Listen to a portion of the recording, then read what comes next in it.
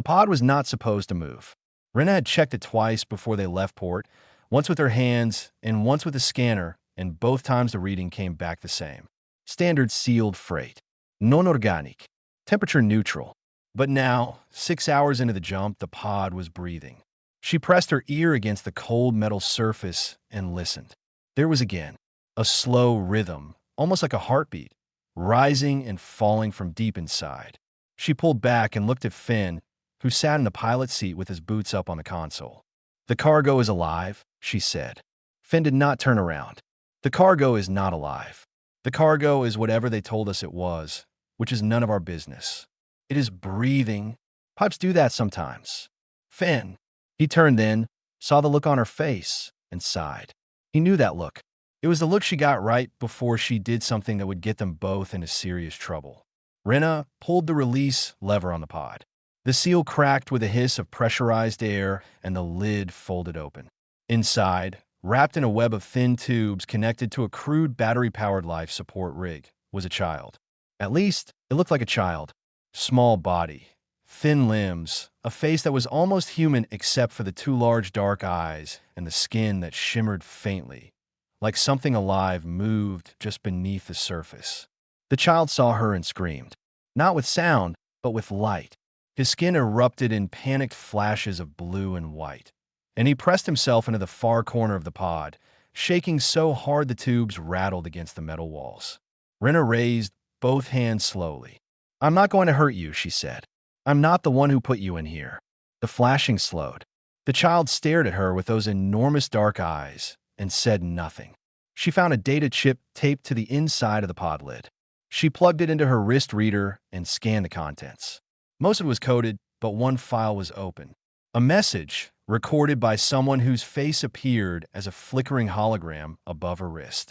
An old alien, same species as the child, with deep lines across his glowing face and a voice that carried centuries of grief. The message called the child David. It said he was Siluri, from a world Rena had never heard of. It said he carried something inside him called the breath. A living energy passed through his bloodline for thousands of years. The message warned that the breath could not be taken by force. If anyone tried, it would destroy them and the carrier both. The message ended with a single sentence: "Protect him." Rena looked at the child, David. He had stopped flashing and was watching her with an expression that sat somewhere between terror and hope. "Who was supposed to receive this pod?" she asked Finn. Finn checked the delivery coordinates. His face changed. "Rena, this goes to a research facility on Broken Gate Station." She knew the name. Everyone in the fringe knew it. Broken Gate was where people sent things they wanted taken apart. "Change course," she said. "Rena, we have a contract. Change course. If we break this contract, the people who hired us will come looking, and the people they work for will come looking harder. I understand. Do you? Because last time we broke a contract, we spent 4 months hiding in a fuel depot eating protein paste." Rena knelt beside the pod and carefully began removing the tubes from David's arms. The child flinched at her touch, but did not pull away. Up close, she could see how thin he was. She could count every rib through his shimmering skin. Someone had kept him alive, but only barely, and only because he was worth something to them. "We are not delivering him," she said quietly. Finn watched her for a long moment. Then he turned back to the console and began entering new coordinates. "You know, one day you're going to save something that gets us both killed. Maybe today might be that day. Maybe." She wrapped David in a thermal blanket and carried him to the small crew quarters behind the cockpit. She set him on the bunk and brought him water. He drank with shaking hands, spilling more than he swallowed. She wiped his chin with her sleeve, and he stared at her as if she were the strangest thing he had ever seen. "Why?" he whispered. His voice was thin and rough from disuse. "Because you were a kid, and you were in a box," she said. "That is enough reason." The ship shuddered as Finn changed their heading. The moment they deviated from the contracted route, Rena knew a signal would fire back to whoever had hired them. It would tell them the cargo was off course. It would tell them exactly where. She was right. Within minutes, a red light pulsed on the navigation console. Finn read the alert and went pale.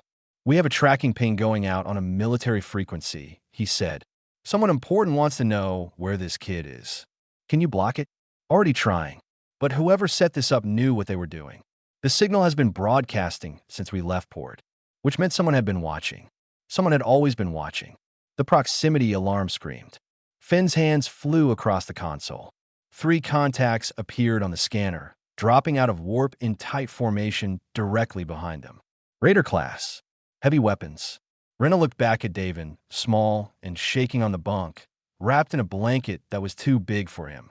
She closed the crew quarter door and locked it. Finn, she said, walking toward the cockpit. Fly fast. Finn flew like a man who had already accepted he was going to die, but figured he might as well make it interesting. The drifter banked hard between 2 spinning chunks of rock, and the Raider ships followed, their weapons lighting up the dark with streaks of red fire. 3 ships, Rena. 3. We have got 1 engine and half a shield generator. Then use the asteroids. I'm using the asteroids.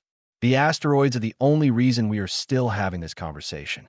Rena ran to the crew quarters and strapped Davin into the bunk with every belt and cord she could find. His skin flickered with rapid pulses of pale blue, and his dark eyes were wide. He grabbed her wrist before she could pull away. You need to stay away from me, he said. That is the opposite of what I need to do right now.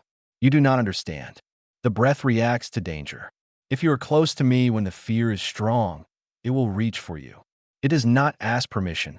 The ship rocked sideways. Something exploded in the corridor behind her, and the lights went red. She could hear the hull groaning under stress it was never built to take. Stay here, she told him. Do not move. She made it back to the cockpit in time to hear Finn swear at the communications console. An incoming hail forced through their frequency. A deep, rumbling voice filled the ship. This is Captain Hull of the Grand Dominion Fleet. You are carrying property that belongs to my clients. Surrender the Siluri cargo, and I will let you keep your ship and your lives. I will also triple whatever they paid you for the delivery. Rena leaned over the console and opened the channel. He is not cargo, and you are not getting him. A pause, then a low, rasping laugh. Humans, always so sentimental about the small ones. The channel cut. The Raider ships opened fire with everything they had.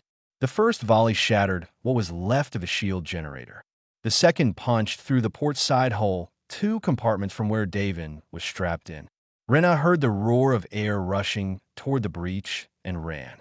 She reached Davin's compartment just as the wall behind him buckled inward. Sparks and frozen air blasted through the crack. The pressure was pulling everything toward the hole, and Davin's small body strained against the straps.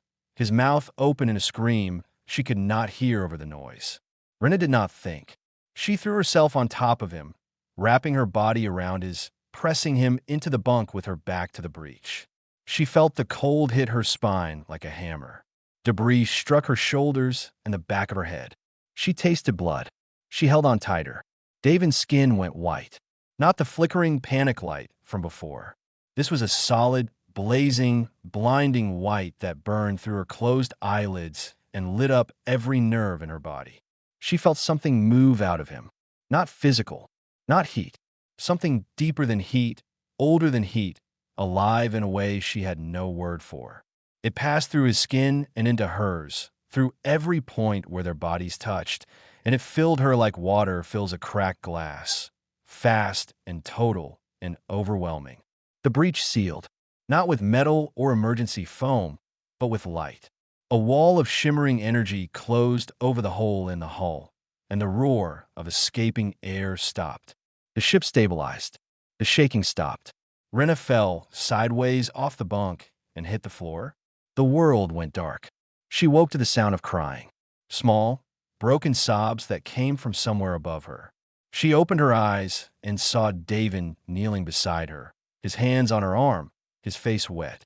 What happened? She managed. The breath, he whispered. I warned you. I told you to stay away. She sat up slowly. Everything hurt, but underneath the pain, there was something else.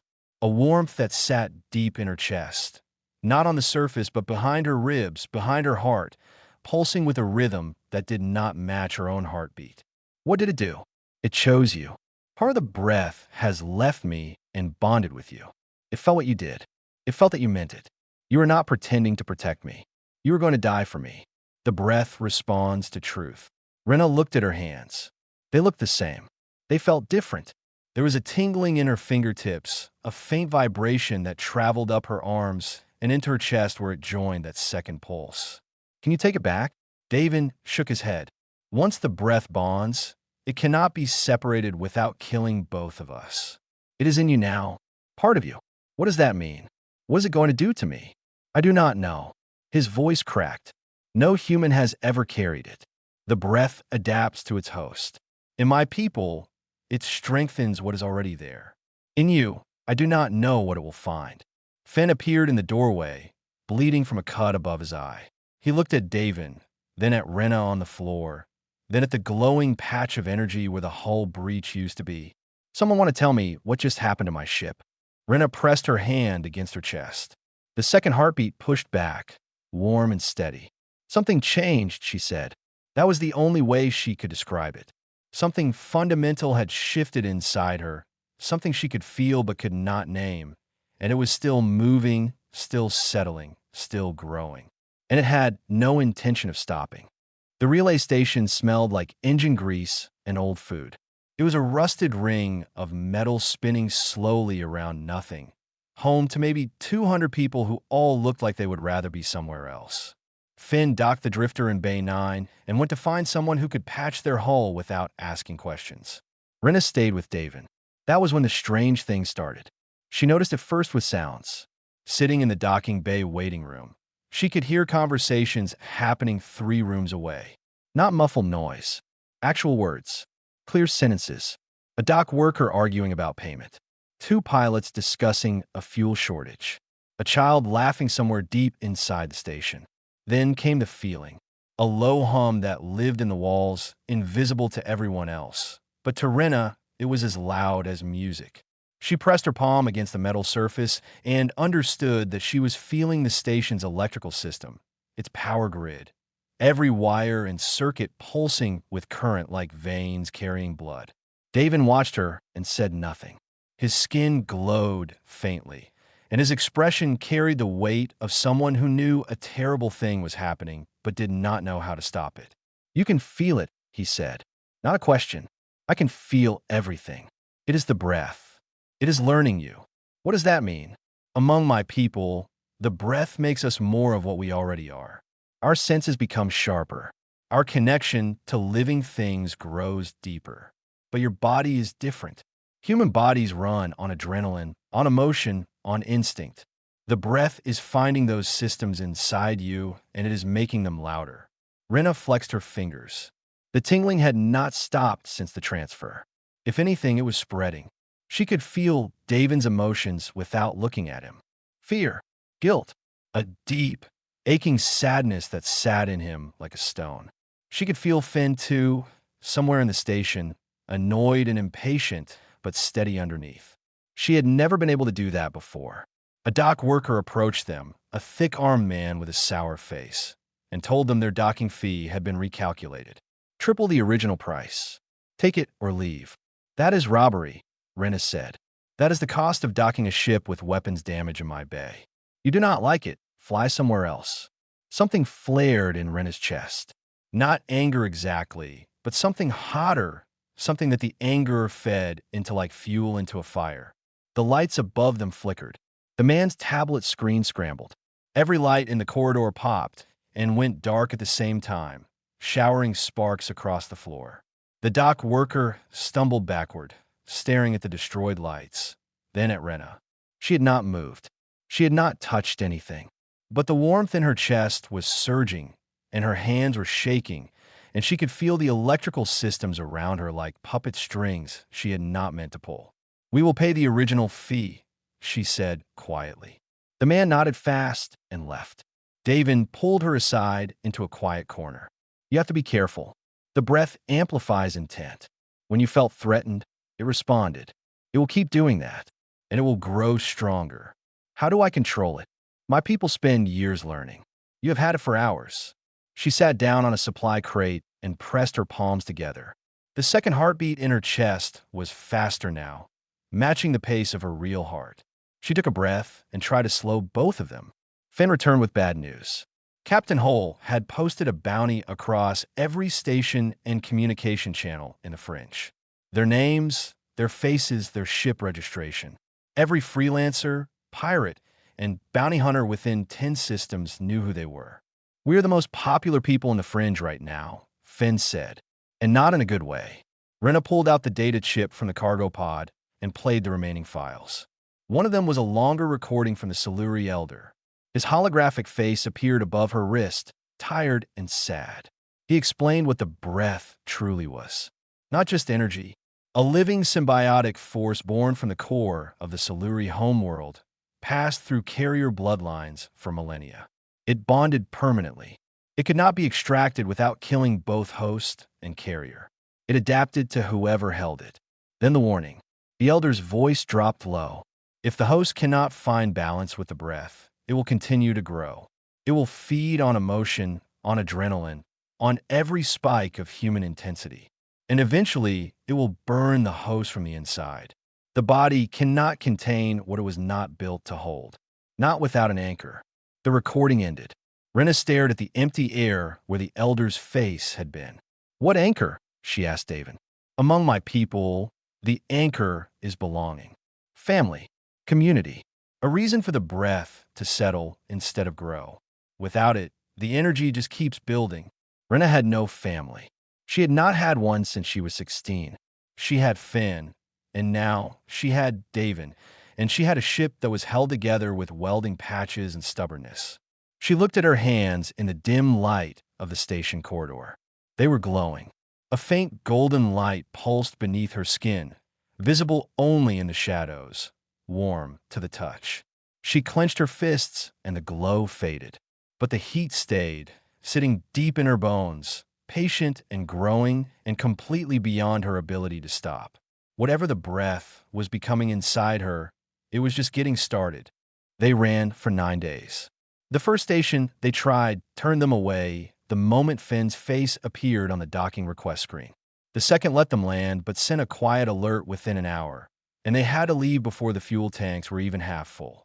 The third was a floating scrapyard run by a one-eyed woman who did not care about bounties, but charged them everything they had left for 2 days of hiding. Captain Hole was patient. He did not chase them himself. He let the Fringe do it for him. Every port, every relay, every communication buoy carried their names. Rena felt the net tightening around them like a hand slowly closing. On the 6th day, they were ambushed at a fuel depot. 4 armed men came through the airlock while Finn was negotiating prices. They moved fast, professional, with weapons drawn and faces hidden behind black visors. Rena felt them before she saw them. The breath pulsed in her chest like a warning bell, and she was moving before her brain caught up. She stepped between the boarding party and the crew quarters where David was hiding, and her body did things she had never trained it to do. The first man fired. Rena's hand came up, and the blast hit something invisible in the air in front of her, a wall of shimmering energy that appeared for half a second and swallowed the shot. She crossed the distance between them in 2 steps, too fast, faster than any human should move, and put him on the floor with a single strike. The second and third came together. The breath surged through her arms, and she felt the energy field expand outward from her body like a shock wave. Both men were thrown backward into the corridor wall. Their weapons shattered. The fourth ran. Rena stood in the middle of the corridor, breathing hard. Her skin was hot. The air around her hands rippled like heat rising from pavement. She could feel the power still moving through her, eager, wanting more, and for a terrifying moment, she wanted to let it have more. Then the crash came. Her knees buckled. Blood poured from her nose and splattered the deck plating. A fever hit her so hard and fast that sweat soaked through her clothes in seconds. She fell forward onto her hands, and where her palms touched the metal floor, the surface turned black from the heat. David was beside her in moments. He pressed his small, cool hands against her forehead and whispered words in a language she did not know. The fire inside her pulled back, slowly, like a tide retreating. "You are burning," he said. "I noticed." He taught her a Siluri breathing technique. Long inhales through the nose, slow exhales through the mouth, each breath cycling through a mental image of still water. It was meant for Siluri children learning to live with the breath for the first time. It helped. The fever dropped. The nosebleed stopped. But the heat never fully went away. It was not built for you, David said. His voice was small and heavy with guilt. The breath was meant for Siluri bodies. Your biology is different, stronger in some ways, but it generates too much. Your adrenaline, your emotions, your survival instincts. They feed the breath faster than it can settle. So every time I fight, it gets worse. Every time you feel anything strongly, it gets worse. Rena wiped the blood from her face and sat with her back against the wall. Davin sat beside her. For a while, neither of them spoke. I am sorry, he said. For what? For all of this.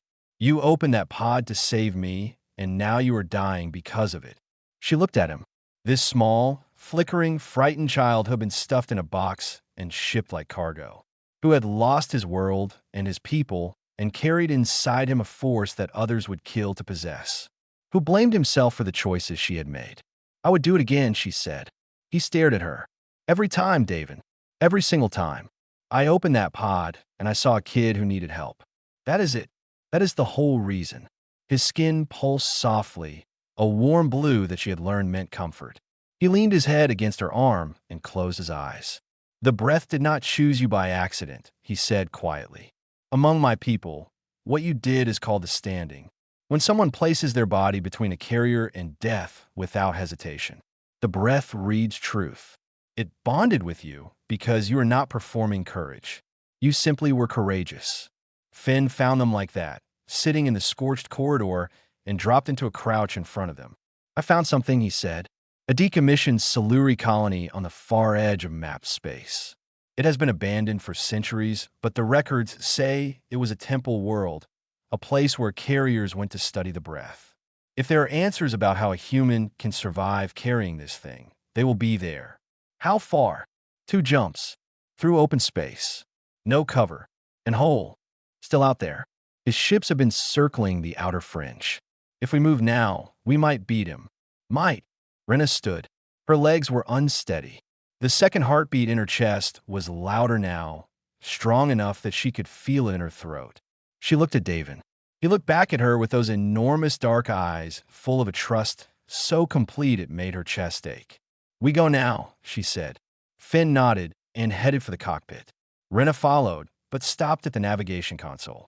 On the long-range scanner, at the very edge of detection range, a cluster of contacts sat motionless. Captain Hull's fleet. Waiting. He had brought all of them this time. The Siluri colony was beautiful in the way only dead things can be beautiful. Crystal towers rose from a pale surface, catching light from a distant sun and scattering it in colors that had no name. The structures were intact, but hollow, emptied of life centuries ago, and the silence that hung over everything was so deep it felt like a sound of its own. Finn set the drifter down on a landing platform that still held after all those years. The crystal beneath them hummed faintly when Davin stepped out, as if the world recognized his blood. They are coming, Finn said, checking the scanner. 12 ships. Hull brought his full fleet. We have maybe 30 minutes. Rena looked at the temple complex ahead of them. Massive arched doorways carved from a single crystal formation, covered in patterns that moved when you were not looking directly at them. Then we have 30 minutes to find answers. Move. Inside, the temple responded to Davin. Lights came alive along the walls as he walked, following him like loyal animals. He pressed his palm against a central pillar and the entire chamber shifted. Holographic displays filled the air. Thousands of records, histories, images of Siluri carriers stretching back to the beginning of their civilization. Davin searched with desperate speed, flipping through records, reading fragments, discarding them. Rena stood beside him, and she could feel the breath inside her reacting to this place. It was vibrating, resonating with something deep below the ground, something vast and ancient that hummed at a frequency her bones could feel. Here, Davin said. He pulled up a record, and the holographic image of the Siluri elder appeared again, but younger this time. The recording was old, very old. The elder spoke about the origin of the breath. It was not created by the Siluri. It came from the planet itself, a living energy born from the world's core, and the Siluri were simply the first species to bond with it. The record spoke of a time when the breath would find a host from beyond the stars, a carrier from another world. The prophecy said this host would either become the breath's greatest guardian or its final destruction. Rena felt the warmth in her chest pulse hard, as if the breath had heard itself being discussed. "That is not helpful," she said. "There is more." Davin read further. "The anchor. The breath stabilizes through connection, through bonds, not blood bonds, chosen bonds. The host must be tethered to others by choice, not obligation. Otherwise, the breath interprets the host as alone, and it grows to compensate, trying to protect someone who has no one to protect them." The ground shook. Through the temple doorway, Rena could see ships descending through the sky. Drop pods hit the crystal surface and split open, and soldiers poured out. Grin warriors in heavy armor, carrying weapons built for killing things much larger than humans. Captain Hull's voice echoed across the colony through external speakers mounted on his command ship. "I have come for the Siluri, human. Give me the boy, and you can leave this world alive. Refuse, and I will take him from your corpse." Rena counted the soldiers assembling outside the temple. 40, maybe 50, all armed. Finn pulled a sidearm. "Rena, I'm going to say this with love. We cannot fight 50 soldiers. You cannot." She looked at Davin. He was shaking again, his skin flashing in that panicked rhythm, and his eyes were fixed on the army gathering outside. "Stay behind me," she said. She walked out of the temple and down the crystal steps. The soldiers saw her and raised their weapons. One woman, "No armor, no visible weapon." Captain Hull stood at the front of his forces. He was massive, nearly 8 feet tall, his reptilian scales dark green and thick as plate metal. He carried a plasma blade in one hand, its edge glowing white-hot. "One human," he said, and his soldiers laughed. "This is what stands between me and a fortune worth more than this entire colony." Rena stopped at the bottom of the steps. She felt the breath rising inside her, responding to the threat, and this time she did not fight it. She let it come, but she did not let it take control.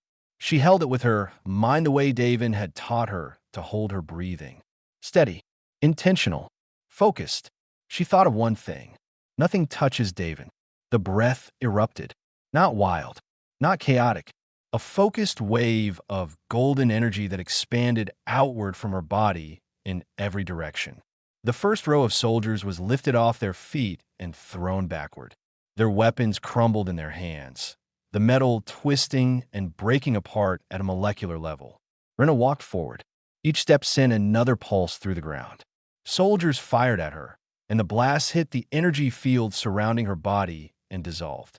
She moved through them like water through sand, and everywhere she passed, weapons shattered and armor cracked. She did not kill. She disarmed. She disabled. She broke every tool of violence they carried and left the soldiers stumbling and empty-handed. Hull roared and charged. He swung the plasma blade at her head, and Rena caught it. Her bare hand closed around the glowing edge, and the breath absorbed the energy, drank it, and sent it back. Hull was launched across the crystal ground and slammed into the base of a tower. A field of living light pinned him there, and he could not move.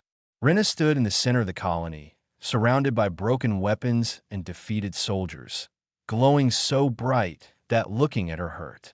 Then the blood came, from her eyes, from her ears, from her nose. The glow flickered. Her knees hit the crystal ground. The breath had given her everything, and it was taking her apart to pay for it. Rena could feel herself coming apart, not in pieces, not in any way she could see, but from the inside, where the breath was burning through her like a star collapsing in on itself. Her vision went white, then gold, then nothing. She felt the crystal ground beneath her knees, cold and smooth, and she felt the second heartbeat in her chest hammering so fast it had become a continuous vibration. She heard Davin screaming her name. Small hands grab hers. Cool skin pressed against her burning palms. She forced her eyes open and saw him kneeling in front of her, his face streaked with tears, his bioluminescent skin flashing in wild, desperate patterns. "Let me take it back," he said. "Let me try." He placed both hands on her chest where the breath pulsed strongest. His own light flared, and she felt him pulling, trying to draw the energy out of her and back into himself. It was like watching someone try to pull a river upstream. The breath did not move. It had bonded completely. It was hers now, as much a part of her as her own blood, and it would not leave. "It will not come," Davin whispered. "It has chosen." "Then it chose wrong," Finn said, dropping to his knees beside them. "Because she is not dying on a crystal floor on a planet nobody remembers." Rena tried to speak, but her throat was on fire. The breath was consuming her. She could feel it searching through her body for something it could not find, growing and expanding because there was nothing to hold it in place. The anchor, the connection, the thing the Elders' records said it needed. She was alone. She had always been alone. That was the truth the breath had found inside her, beneath the courage and the stubborn will. A girl who lost her family at 16, who built walls instead of bridges, who kept people at arm's length because letting them close meant losing them, and losing them in a pain she could not survive twice. The breath knew. It had read every part of her, and because it found no anchor, it was trying to become its own, growing without limit, filling the empty spaces inside her with raw energy because there was nothing else to fill them with. Davin's hands tightened on hers. "Rena, listen to me." She could barely see him through the light pouring from her own skin. "Among my people, the anchor is not something you are born with. It is something you choose. Family is not blood. It is decision. It is the people you choose to hold and who choose to hold you back." He pressed his forehead against her hands. "I choose you. You opened a box and found me inside, and you chose me over your contract, over your safety, over your life. I choose you the same way. You are my family." Finn's hand landed on her shoulder, solid and warm and real. "Same here. I have been flying with you for 6 years. You make terrible decisions. You get us into impossible situations. You never listen to reason. And I'm not going anywhere. You are stuck with me, Rena. That is not changing." Something shifted. Deep in her chest, beneath the second heartbeat that had been racing out of control, something clicked into place. Like a key turning in a lock she did not know was there. The breath heard them. Not their words. Their truth. The same way it had read Rena's truth when she threw herself over Davin in the hull breach. It did not respond to language. It responded to what was real. And what was real was this. A child who had lost everything and found a protector. A pilot who complained constantly and never once left. A woman who had spent her life pretending she did not need anyone, kneeling on a crystal floor while 2 people refused to let her go. The burning eased. The white-hot fire inside her chest softened, dimmed, and shifted. The blinding light that poured from her skin pulled inward, settling, calming, finding its place. The wild pulsing slowed to a steady rhythm that matched her heartbeat. Not a second heartbeat anymore. One beat, hers and the breath together. The glow changed from blinding white to a warm, steady gold. Soft, alive, controlled. Rena took a breath. A real breath. Deep and clean and painless. She opened her eyes and saw Davin and Finn staring at her. Both of them crying. Both of them refusing to let go. "I am okay," she said. "You are glowing," Finn said. "I know." She stood slowly. The crystal ground beneath her was warm where her blood had fallen, and the patterns carved into its surface pulsed faintly in time with the light in her hands. The colony recognized her now, the same way it recognized Davin. She was part of it. They left Whole pinned to the tower base and transmitted his crimes on an open channel for Confederation authorities. Trafficking, weapons violations, assault on civilians. The signal went out across every frequency in the fringe. The 3 of them walked back to the drifter together. Rena moved differently now. Steadier, calmer. The breath sat quietly inside her, warm and patient, no longer fighting to grow. It had found its anchor. Not in blood, not in species. In the simple, stubborn decision of three people to belong to each other. Finn started the engines. Davin sat in the co-pilot's seat beside Rena, his skin glowing softly. Her hands glowed in answer. Two different species carrying the same living fire. Where are we going? Davin asked. Somewhere we can help, Rena said. Somewhere someone is in a box and needs someone to open the lid. Finn leaned forward. I'm picking up a distress signal. Transport ship, 2 systems over. Under attack. Passengers aboard. Rena looked at Davin. He looked back at her and smiled. The first real smile she had ever seen from him. Fly toward it, she said. And Finn did.